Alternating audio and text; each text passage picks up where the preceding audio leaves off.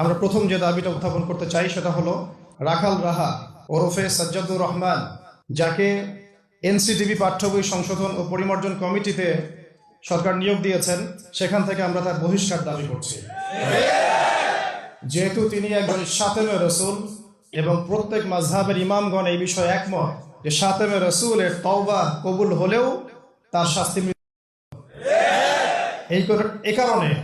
এই কারণে আমরা আমাদের মঞ্চ থেকে তাকে দ্রুত গ্রেফতারের দাবি জানাচ্ছি।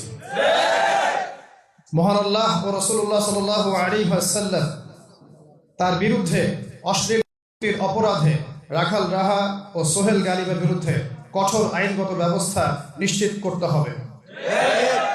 2, ধর্মীয় অবমাননা ও উস্কানিমূলক প্রচার রোধে বিশ্বব্যাপী বিদ্যমান আইন এবং আন্তর্জাতিক দৃষ্টান্ত পর্যালোচনা করে বাংলাদেশেও দৃঢ় ও কার্যকারী ব্লাসফেমি আইন প্রণয়ন করতে হবে। এই আইনের মাধ্যমে ধর্মীয় অবমাননার সকল ধরনের অপরাধের দৃষ্টান্তমূলক শাস্তি জনগণের সামনে নিশ্চিত করতে হবে। 3, রাজনৈতিক অসদুদ্দেশ্যে করা মামলায় আটক সমস্ত মাজলুম আলেম এবং ইসলামপন্থীদের নিঃশর্ত মুক্তির ব্যবস্থা করতে হবে।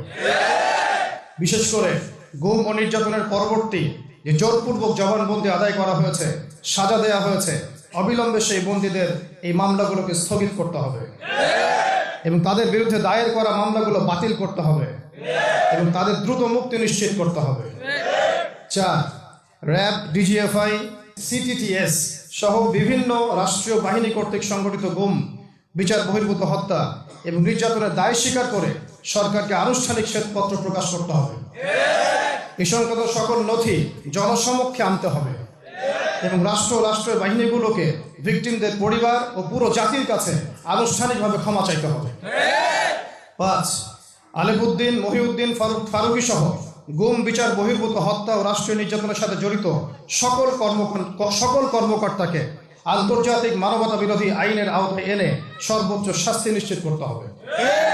6, রাষ্ট্রীয় বাহিনীর নির্মম নির্যাতনের শিকার সকল বন্দী ও তাদের পরিবারকে সরকারি তহবিল থেকে যথাযথ পুনর্বাসন এবং ক্ষতিপূরণের ব্যবস্থা করতে হবে এবং বন্দীদের স্বাভাবিক জীবনে ফিরে যাওয়ার নিশ্চয়তা সরকারকে প্রদান করতে হবে এবং ক্ষতিগ্রস্ত পরিবারগুলোকে দীর্ঘমেয়াদী সহায়তা প্রদানের বিষয়টি নিশ্চিত করতে হবে।